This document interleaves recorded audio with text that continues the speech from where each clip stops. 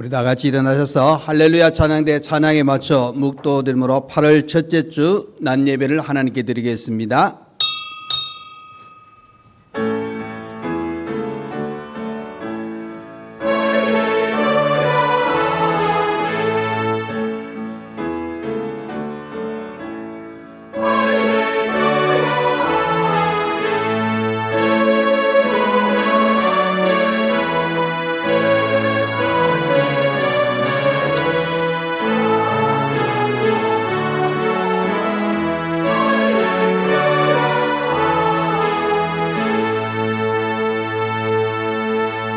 보라, 내가 예루살렘을 즐거운 성으로 창조하며 그 백성을 기쁨으로 삼고 내가 예루살렘을 즐거워하며 나의 백성을 기뻐하리니 나의 성산에서는 해함도 없겠고 상함도 없으리라. 여호와께서 말씀하시니라. 아멘. 하나님의 보호와 인도하심과 또 사랑과 은혜로 늘 이끌어가 주신 하나님 아버지, 무더운 일기 가운데 우리의 건강을 지켜주시고 오늘 복된 거룩한 주일을 우리에게 허락하셔서 하나님께 예배 드릴 수 있는 은혜의 시간 주심을 감사합니다. 이 시간 온 마음을 다하여 하나님께 예배 드리오니 하나님 받으시고 하나님의 은혜를 이 시간 저희들에게 허락하여 주옵소서. 순서마다 우리 성령님께서 주관하여 주옵소서. 예수님 이름으로 기도하옵나이다. 아멘. 네, 이 시간 예배를 위하여 송건섭 장로님 나오셔서 기도해 주시겠습니다.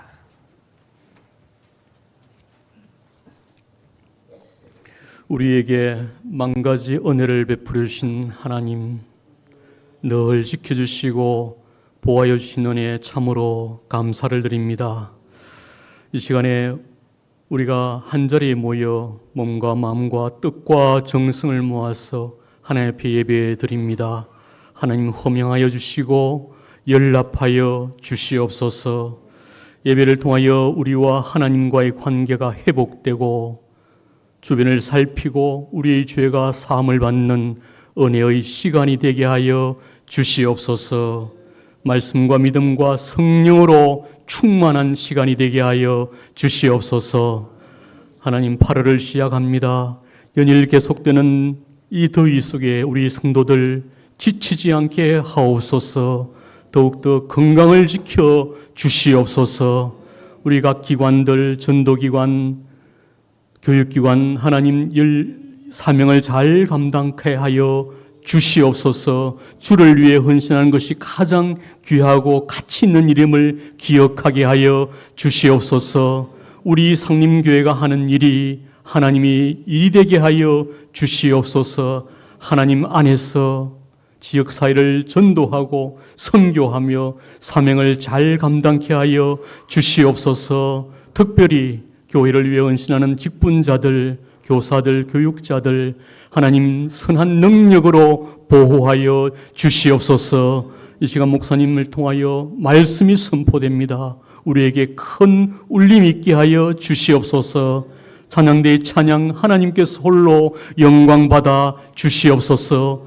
예배를 통하여 예배를 위하여 여러 가지 수고하는 자들, 식당에서 차량으로 봉사하는 모든 자들에게 하나님의 은혜가 갑절로 더하여 주시옵소서. 이 시간 예배가 예배답게 진행되길 소원하며 살아계신 예수님 이름으로 기도드리옵나이다. 아멘.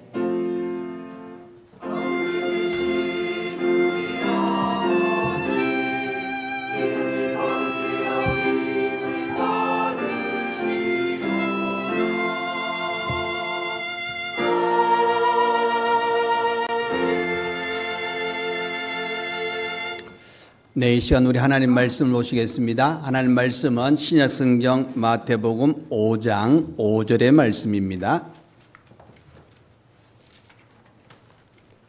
신약성경 5페이지가 되겠습니다. 5장 5절입니다. 네, 우리 찾으셨으면은 5절을 한 목소리로 우리가 합독을 하도록 하겠습니다. 5절 말씀입니다. 온유한 자는 복이 있나니 그들이 땅을 기업으로 받을 것이며. 아멘. 네, 이 시간 할렐루야 찬양대 하나님께 찬양으로 영광 돌려드리겠습니다.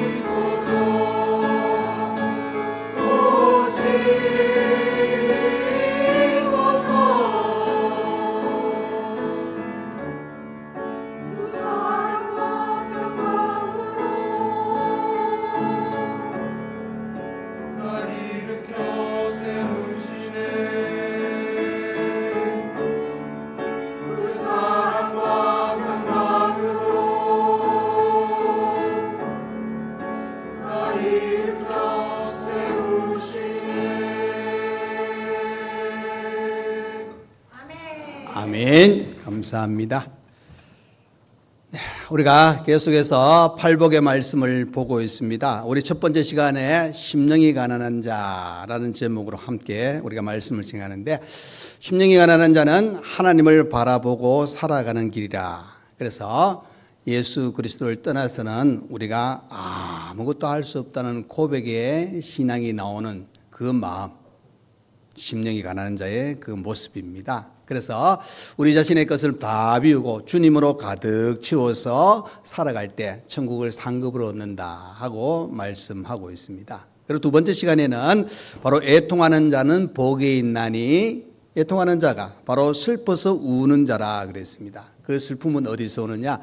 우리 자신을 돌아보면서 우리 자신의 죄의 문제를 회개하고 하나님 앞에 철저하게 용서를 구하는 기도를 할 때 그 상황 속에서 하나님 앞에 애통하는 성도들에게 하나님께서 용서뿐만 아니라 위로하여 주시고, 또 한편에 하나님께서 거룩한 신앙을 지켜나갈 수 있도록 하나님께서 모든 삶을 인도하고 계시는 그 사랑을 누릴 수 있는 복, 바로 그것이 애통하는 자의 복이라 하고 말씀을 생각했습니다. 그래서 오늘 세 번째로 온유한 자의 복, 이 말씀을 통해서 깨닫고 은혜가 있는 귀한 시간 되기를 바랍니다. 여러분, 말씀을 보시면은 온유한 자, 바로 복을 받는데 땅을 기업으로 얻는다 그랬습니다. 자, 그러면은 먼저 첫 번째로 온유한 자는 누구인가? 온유한 자는 누구인가 하는 것을 한번 생각해 보려 합니다. 여러분, 본문 5절 다시 보겠습니다. 온유한 자는 복이 있나니 그들이 땅을 기업으로 받을 것이며 그랬습니다. 이 온유하다는 헬라어의 그 뜻을 보시면은 구약에서 연결되어 가지고 예수님과 또 당시의 유대 환경을 통해서 그 배경을 통해서 나오는 그 뜻이 나오는데, 그것은 뭐냐? 낮고 겸손하고 또 사람들과의 관계 속에서 충분히 이해를 할 수 있는 그런 마음의 자세다 하고 그렇게 나옵니다. 그것은 결국에는 하나님 앞에 우리 자신은 낮고 낮은 자리에서 겸손하게 우리가 여러 사람을 대할 때 그 사람을 존중할 수 있는 마음의 자세다, 그것을 가르쳐 주고 있습니다. 근데 이 본문의 말씀은 그죠? 구약의 시편 37편 11절 말씀을 배경으로 하고 있습니다. 시편 37편 11절 말씀입니다. 그러나 온유한 자들은 땅을 차지하며 풍성한 화평으로 즐거워하리로다 그랬습니다. 잘 보시면은 온유한 자는 누구냐? 하나님을 신뢰하고 하나님과 함께 할 수 있는 시간을 가질 때 어려움을 겪을 수 있는 그 상황 속에서도 인내하며 살아가는 사람, 하나님 앞에 겸손히 인내하며 살아갈 때에 우리 하나님께서 우리의 걸음을 인도하시고 그 모든 걸음, 인생을 하나님께 맡기는 사람이 바로 온유한 자다, 이렇게 또 표현을 해볼 수가 있습니다. 외부에서 그죠? 주위의 환경이 우리를 힘들게 합니다. 어려움에 어떤 시간이 찾아올 때, 또 사람들과의 관계 속에서 어떨 때는 억울한 일을 당할 수도 있는 그런 상황 속이 우리에게 주어졌을 때 우리의 힘으로 상대방을 미워하거나 공격하는 그런 마음의 자세가 아니라 모든 것을 하나님께 맡기며 그 하나님 주신 그 시편 37편에 있는 대로 보면은 풍성한 화평으로 즐거워하는, 하나님 주신 그 평강이 내 삶을 주관하는 그런 은혜 속에 살아가는 자가 온유한 자다 하고 가르쳐 주고 있습니다. 그런데 여러분, 한번 보십시오. 이런 마음을 가지고 살아가는 사람들이 보는 기준으로 보면은 소극적일 수도 있습니다. 무기력한 자고, 또 한편에 보시면은 정말로 아무런 어떤 반응도 없고 그냥 누가 뭐라 그래도 막 그냥 당하고 있는 사람처럼 보일 수도 있습니다. 그런데 잘 보시면은 우리가 누구를 의지하고 누구에게 맡기느냐? 바로 절대 되신 하나님께 맡기고 나가는 겁니다. 그 하나님께서 내게 주시는 은혜가 있을 때 우리는 그 힘을 가지고 모든 일을 행할 때 오히려 외부적으로는 약해 보일 줄 모르지만 내부적으로는 강한 자입니다. 그래서 외유 내강의 사람이다. 바로 그 사람은 바로 천국을 소유하고 있다 하고 가르쳐 주고 있는 겁니다. 여러분, 이 최고의 모델은 바로 예수 그리스도입니다. 그래서 예수님은 우리에게 배우라고 말씀하시잖아요. 자, 이사야 53장 7절의 말씀입니다. 이렇게 나옵니다. 예수님의 모습. 그가 곤욕을 당하여 괴로울 때도 그의 입을 열지 아니하였으며 마치 도수관으로 끌려가는 어린 양과 털 깎는 자 앞에서 잠잠한 양같이 그의 입을 열지 아니하였도다. 너무너무 연약한 모습입니다. 그런데 연약한 모습의 예수님이지만은 우리의 구원을 위하여 하나님의 뜻을 이루면서 온갖 핍박과 조롱 그대로 받고 하나님의 일을 이루어 나가시는 분이 예수님이에요. 그 예수님께서 이런 고통과 어려움의 시간에서 무엇을 하느냐? 10절의 말씀입니다. 5장 10절, 12절의 말씀입니다. 그러나 그가 많은 사람의 죄를 담당하며 범죄자를 위하여 뭐 했다고요? 네. 우리를 위해서 십자가에 죽으실 뿐만 아니라 기도하시는 분이 예수 그리스도다. 그래서 예수님은 마태복음 11장 29절에 이렇게 말씀하고 있습니다. 나는 마음이 온유하고 겸손하니 나의 멍에를 메고 내게 배우라. 그리하면 너희 마음이 쉼을 얻으리니. 배우라 그랬습니다. 뭘 배워요? 온유하고 겸손을 배우라고 가르쳐 주고 있습니다. 마태복음 21장 5절의 말씀입니다. 시온의 딸에게 이르기를 내 왕이 내게 임하나니 그는 겸손하여 낙이 곧 멍에 매는 짐승의 새끼를 탔도다 하라 하였느냐. 그러니까 여러분, 예수님이 예루살렘에 들어가셔서 이제 십자가를 지시기 전에 이 나귀를 타는 그 나귀는 뭡니까? 멍에를 매는 짐승의 새끼라. 온 세상의 죄를 담당하시기 위한 그 예수님의 모습을 언급해 주고 있습니다. 요한 칼빈은 온유에 대해서 이렇게 말씀을 하고 있습니다. 온유는 태어나서 유순한 성품을 지니거나 또 한편에 비폭력의 성격을 가진 사람을 이야기하는 것이 아니라 그 사람의 성격이 어떠하든지 예수를 만나고 예수를 믿고 난 다음에 새 사람으로 거듭난 그 사람이 부드러운 마음으로 살고 노하기를 더디하고 절제할 줄 알고 하나님을 사랑할 때에 찾아오는 그 고통 속에서도 인내하며 온유한 그 부드러운 마음의 자세가 온유다. 그 말은 좀 잘 생각해 보시죠. 나는 타고난 것이 막 성격이 그래가지고 또 나는 다혈질이야. 그래서 나는 온유할 수 없어. 그게 아닙니다. 어떤 상황이 우리에게 어떤 모습을 어떤 성격을 가지고 있는 우리의 모습이 있다 할지라도 예수 믿고 우리가 새로운 피조물이 된 상태에서는 바로 예수 안에서의 그 사랑을 받은 사람의 온유의 상품을 우리가 간직하며 살아가야 된다 하고 가르쳐 주고 있는 겁니다. 그래서 온유는 타인을 대할 때에 어떻게 대하느냐? 정말로 부드럽게 그 상대방에게 오히려 위로가 되고 힘이 될 수 있는 자리에 들어가야 된다. 근데 여러분 그 온유가 또 보시면은 하나의 뜻이 있는데 뭐냐? 그 온유는 맹수를 다스린다 하는 그런 의미입니다, 여러분.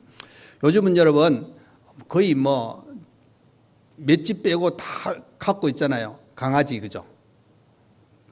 뭐 강아지라 그래도 개도 뭐 근데 강아지라는 이름이 좀 귀여워가지고 강아지라는 이 용어가 더 좋습니다만 강아지가 많아요. 근데 여러분 그 강아지가 그 출발을 보시면은 이 강아지 개는 그죠? 그 과가 어디냐면은 바로 늑대과입니다. 늑대 종류 중에 하나가 강아지 개예요. 그럼 생각해보세요. 늑대가 어떤 성품을 지니고 있습니까, 여러분?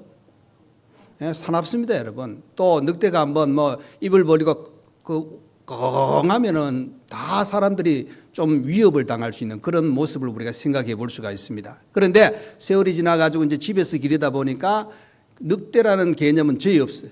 그냥 귀여운 애완동물로 딱 들어 있잖아요. 그런데 여러분 그 맹수를 길들인다 하는 의미가 그거예요. 그 늑대과에 속한 개가 강아지가 그죠? 유순하고 온순해 보이는 그런 모습을 지니고 있는 것처럼 우리의 성품도 죄 가운데 있었고 맹수와 같은 그런 존재였는데 우리 하나님께서 우리를 택하여서 하나님의 사람으로 온순하게 온전하게 우리를 만들어 주셨다. 새로운 피조물이라는 그런 의미입니다. 그래서 우리가 온유하다는 것은 과거에 어떤 그 하나님과 또 세상과의 관계 속에서 우리가 하나님이 원하지 않는 모습을 지니고 있던 여러 모습들이 예수 만나고 난 후에 다 다스려져 가지고 하나님이 뜻하신 하나님의 자녀다운 귀한 삶을 살아갈 수 있는 존재로 만들어진 존재, 바로 온유한 사람이다. 그래서 이 온유한 사람은 바로 땅을 기업으로 받는다 하고 가르쳐 주고 있습니다. 그래서 온유는 바로 어떻게 보면 하나님 앞에 또 세상 사람들 앞에 겸손의 자리에 들어가 있는 그런 모습도 우리가 볼 수가 있습니다. 여러분 세상에서 그죠? 겸손한 사람은 누구냐? 그러면 예수 믿는 사람입니다. 예수 믿는 사람. 왜 그러냐 여러분? 예수 믿는다는 것은 하나님 앞에 우리의 모든 것을 드러내놓고 하나님 나는 아무것도 할 수 없습니다. 나는 연약한 존재입니다. 나는 죄인입니다 하는 그 모습을 다 드러내놓고 하나님께서 주신 힘과 하나님이 주신 그 은혜 속에서 우리의 삶을 살아가는 존재가 바로 예수 믿는 사람들입니다. 그런데 여러분 예수 믿는 사람 중에 또 가장 겸손한 사람은 누구냐? 기도하는 사람입니다. 왜 기도합니까 여러분? 하나님께 맡기는 거잖아요. 하나님이 내 걸음을 인도해 달라고 우리의 모든 삶 속에 하나님께서 함께 하시기를 간절히 구하는 그런 기도의 시간이 우리 속에 있는 것. 바로 기도하는 사람은 진짜 겸손한 맡기고 하나님께서 해결해 달라고 하나님이 해 주시기를 원하는 그 간절한 마음을 담고 있는 우리의 모습이 되고 있는 겁니다. 여러분 세상 사람들은 그죠? 자기의 힘을 믿습니다. 그래서 과거에 여러분 주먹을 쓰는 사람들은 거의 지금도 잘 보시면은 좀 그 외부적으로 그죠? 딱 나는 강한 사람이야. 표가 뭡니까? 온몸에 문신을 해가지고 요즘은 남자 여자 관계없이 문신을 많이 해가지고 이제 문신도 그냥 흔한 하나의 어떤 그런 모습으로 지내는데 과거에는 목욕탕에 가면은 문신 있는 사람이 있으면 저는 탕에도 못 들어갔어요. 왜 그러면 조금 물 튀면은 뭔가 이게 좀 확 해가지고 목욕탕 가가지고 매 맞고 나올 것 같아가지고 그런 어떤 모습을 우리가 보았는데 중요한 거는 우리가 어떻게 보면은 예수 믿는 사람들은 그런 어떤 외부적인 어떤 그 힘을 드러내기 위한 존재가 아니라 내부적으로 또 한편에 모든 사람에게 덕을 끼치며 살아갈 수 있는 존재가 바로 하나님의 사람들인데 그 하나님의 사람들은 바로 심령이 가난하고 애통하는 자며 온유한 자로 우리의 삶을 살아가기 때문인 겁니다. 그래서 이 온유한 사람은 누군가? 온유한 사람은 누군가? 어떻게 보면 부드럽고 관대하고 또 자기를 억제하고 인내하고 겸손한 그런 마음을 가지고 그렇게 살아가는 겁니다. 그래서 하나님 앞에서 우리가 온유할 때 우리 하나님께서는 정말 큰 은혜 가운데 우리의 걸음을 인도하시며 맡기고 의지하고 하나님을 바라보는 그런 신앙을 가지고 살아가는 자에게 은혜를 베풀어 주신다. 그래서 여러분 우리는 어떻게 보면은 마음이 그죠? 심령이 가난하고 애통하는 자가 가질 수 있는 것이 바로 온유의 마음, 부드러운 마음, 그 자세를 가지고 살아갈 수 있는 겁니다. 온유한 자는 이런 모습을 갖추고 있습니다. 그런데 그러면은 이 온유의 마음을 가지고 살아가고 있는 자에게 하나님께서 정말 어떻게 보면은 온유한 자는 어떤 모습으로 살아가고 있는가 이것을 또 우리가 알아야 되잖아요. 온유한 자는 어떤 모습으로 살아가는가. 두 번째입니다, 여러분.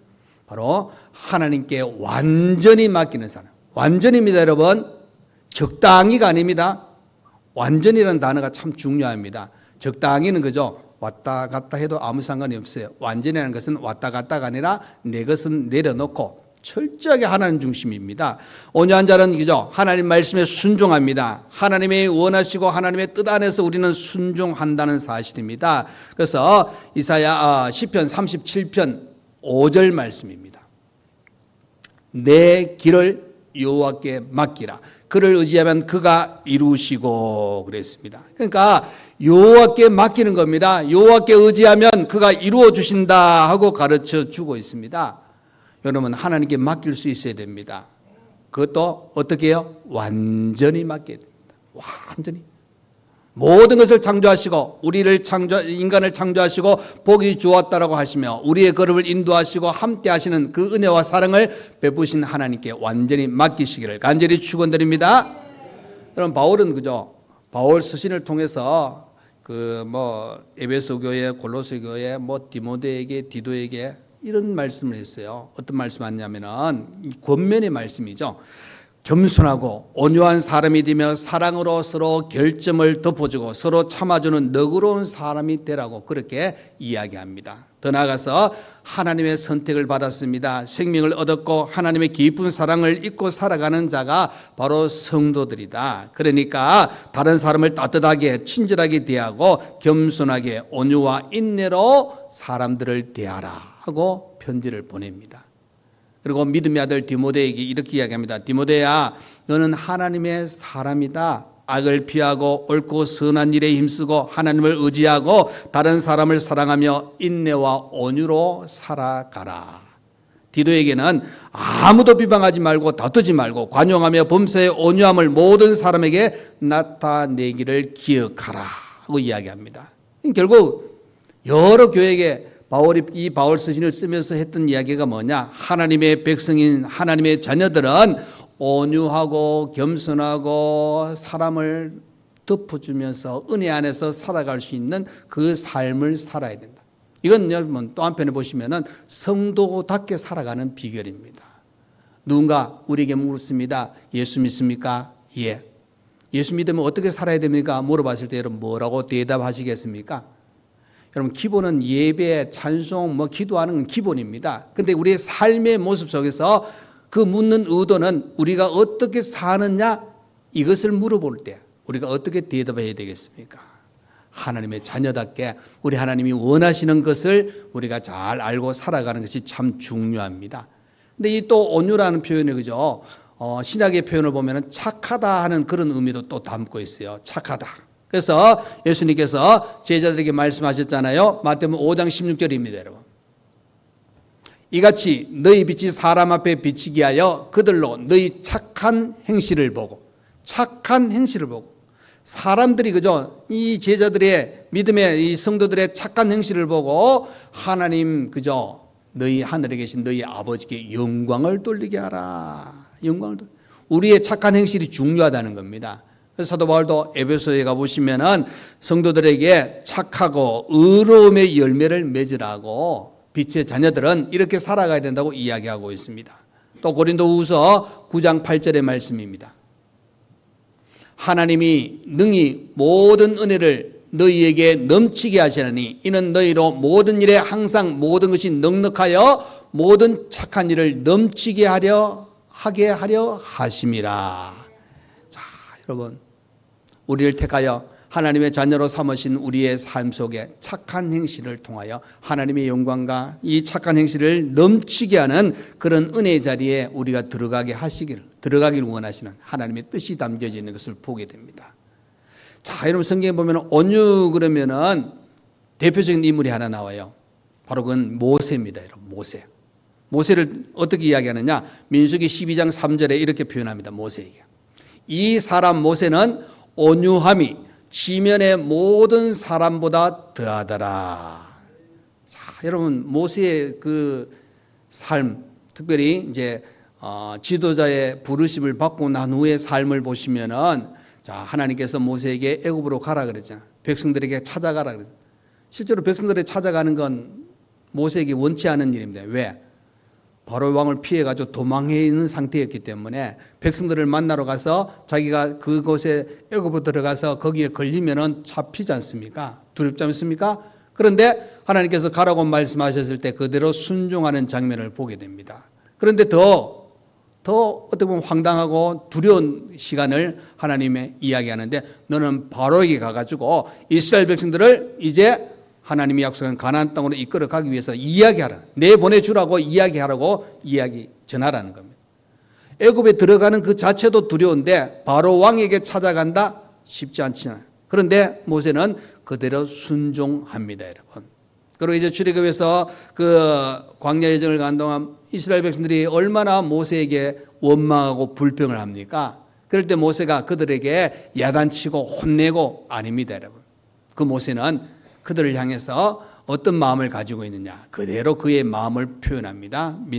출애굽기 32장 32절 말씀입니다. 그러나 이제 그들의 죄를 사하시옵소서. 그렇지 아니하시오면 원하건대 주께서 기록하신 책에서 내 이름을 지워버려 주옵소서. 여러분 원망 불평하지 않습니다. 오히려 그들을 위해서 기도하고 그들이 잘못되면 내 이름을 지워달라고 할 정도로 온유의 모습을 보여주고 있습니다. 그런데 이 온유한 사람도 한번 실수하는 장면이 나와요. 실수하는 장면이 어디냐? 민수기 20장입니다, 여러분. 거기 보시면 가데스에서 일어난 사건인데 이스라엘 백성들이 그죠? 물이 없으니까 이 모세를 공격하기도 하고 모세와 다툼의 시간을 가지는 그런 장면을 보게 됩니다.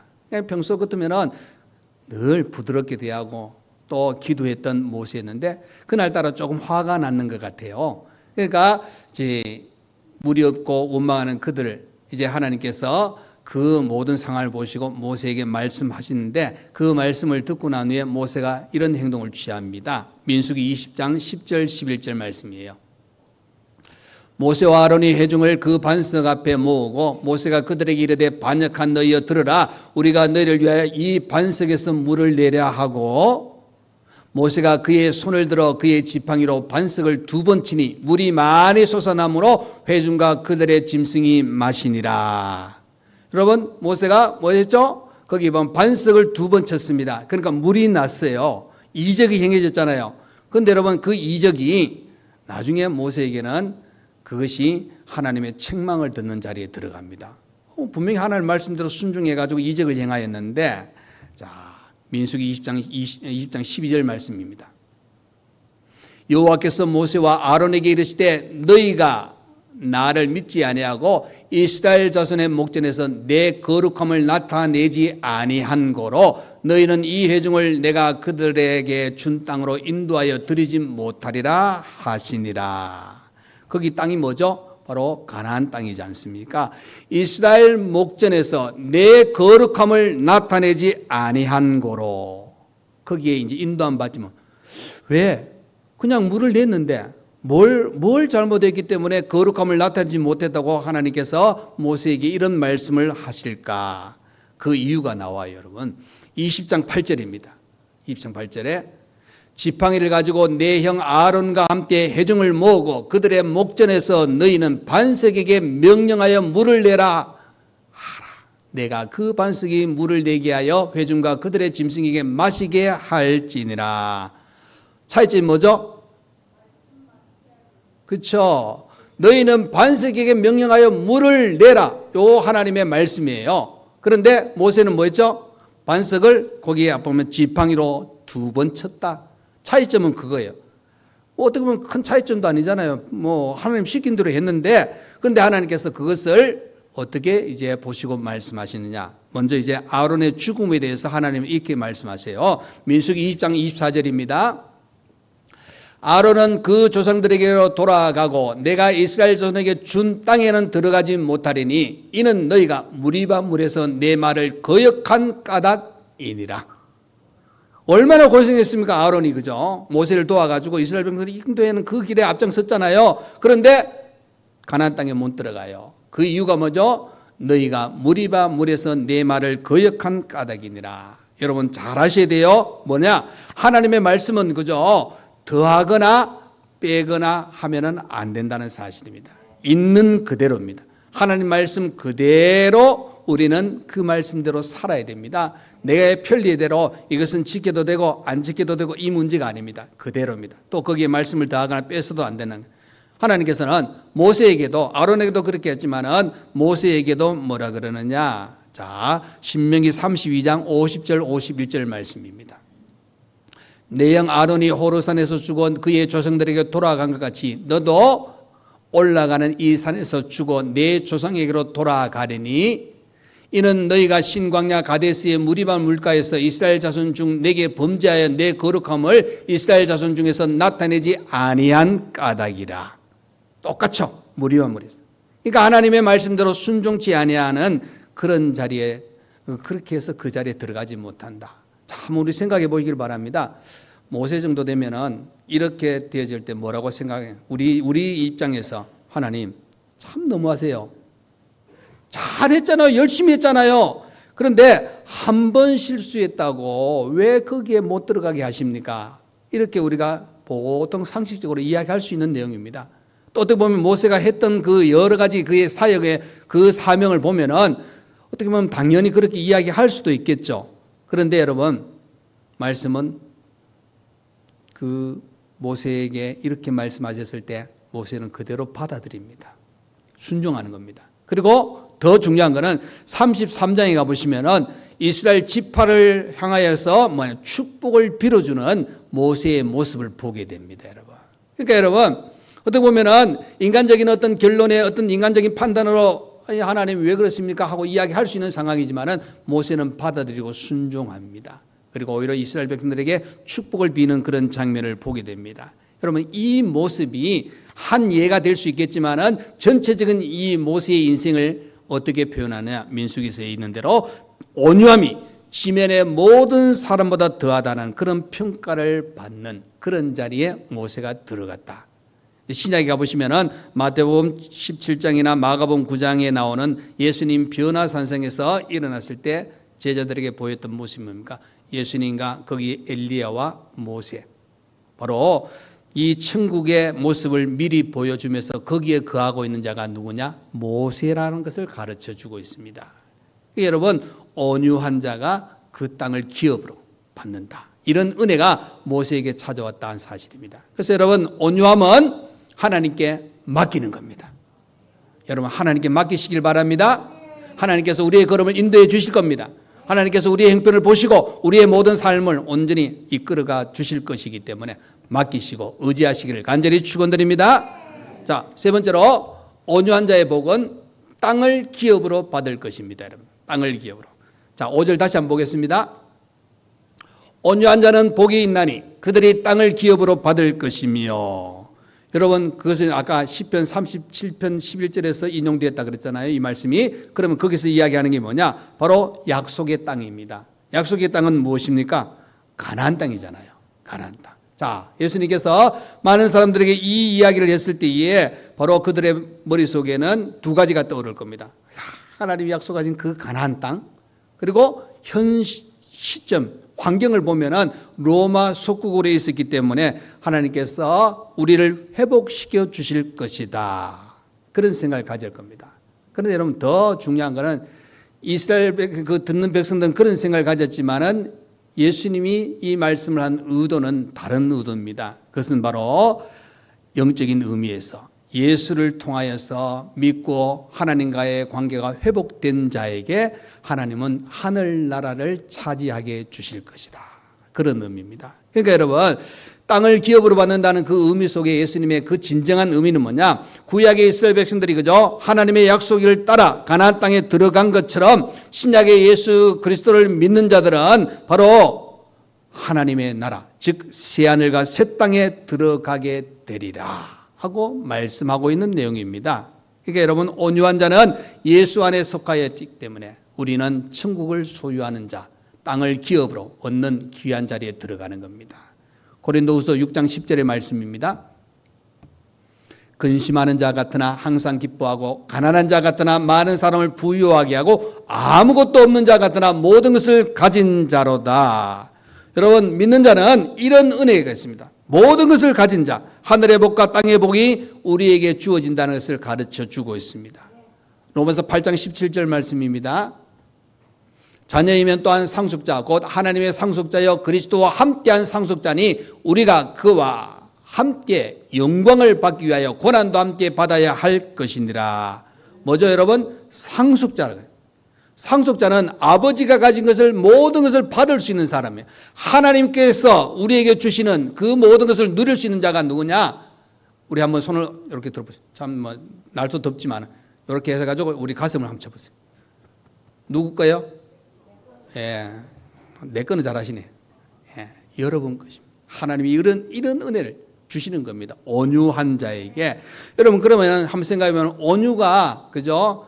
우리 허수영 집사님 아들 온유도 있지만 온유는 그 이름 자체가 이런 축복입니다. 하나님 주신 선물입니다. 많은 어떤 어려움이 있고 시련이 있다 할지라도 하나님은 우리에게 이 온유한 성품에 도달할 수 있도록 만들어 주셔서 땅을 차지하게 만들어 주시는 겁니다. 온유한 자는 땅을 차지한다는 것은 바로 우리가 천국을 소유할 뿐만 아니라 이 땅에 살면서 하나님께서 형통한 은혜로 우리의 걸음을 인도해 주시는 겁니다. 왜? 이런 것을 누리게 될까요? 하나님이 우리와 함께 하시기 때문에 가능한 겁니다. 자, 시편 25편 8절 9절입니다. 여호와는 선하시고 정직하시니 그러므로 그의 도로 죄인들을 교훈하시리로다. 온유한 자를 정의로 지도하시며 온유한 자에게 그의 도를 가르치시리로다. 온유한 자는 하나님께서 뭐냐 지도하시고 돌보아 주시고 가르쳐 주시는 겁니다. 이런 은혜가 있을 때에 우리는 그 땅을 차지하는 겁니다. 여러분, 온유는 본래 우리의 성품이 아닙니다. 온유는 성령께서 우리를 주장하셔서 하나님이 주신 성품이고 인격의 열매입니다. 여러분, 성령의 그 갈라디아서 5장에 가보시면은 성령의 9가지 열매 중에 하나가 온유입니다, 여러분. 그 말은 뭘 이야기해 주냐? 세상에서 그냥 살면서 누릴 수 있는 그런 모습이 아니라 성령 안에서 맺을 수 있는 온유의 열매라는 것은 그만큼 우리가 믿음을 가지고 살아갈 때 이런 은혜의 자리에 우리를 들어가게 만들어 주신다 하는 사실입니다. 자, 우리 5장 5절 자 생각나시죠? 그냥 화면에 없어도 한번 해보겠습니다. 시작. 온유한 자는 복이 있나니 그들이 땅을 기업으로 받을 것이며. 아멘. 이 은혜가 있기를 간절히 축원드립니다. 아멘. 기도하겠습니다. 사랑이 많으신 우리 하나님 아버지 감사합니다. 오늘도 우리를 사랑하셔서 이 거룩한 주일을 허락하시고 무덥고 덥고 활동하기 힘든 시간이지만은 주일을 지키며 영광 돌려드릴 수 있는 은혜의 시간 주신 하나님 감사합니다. 아버지여, 온유한 자가 복이 있다 그랬습니다. 하나님, 이 복은 바로 땅을 기업으로 받을 것이니 이 은혜 속에서 우리의 삶을, 믿음의 귀한 삶을 잘 살아서 하나님이 주신 복을 마음껏 누릴 수 있는 우리 모두가 되게 하여 주옵소서. 예수님 이름으로 기도하옵나이다. 아멘. 이제는 우리 주 예수 그리스도의 은혜와 우리 하나님 아버지의 크신 사랑과 성령의 위로 감동 감화 교통하여 주심이 온유한 자가 복이 있다. 땅을 기업으로 받는다고 말씀하시고 온유하며 하나님의 뜻 안에서 모든 일을 이루어 나가고 하나님과 늘 동행하기를 원하는 모든 성도와 가정과 우리 교회 위에 특별히 이 무더위 하나님 건강 지켜 주시기를 바라고 하나님 은혜 속에서 살기를 원하는 모든 성도와 또 주일을 맞이해서 봉사하는 손길들과 또 이렇게 고향에 와서 예배드리는 모든 손길들 위에 몸이 아픈 분들 위해 이제부터 영원토록 함께 있을지어다. 아멘.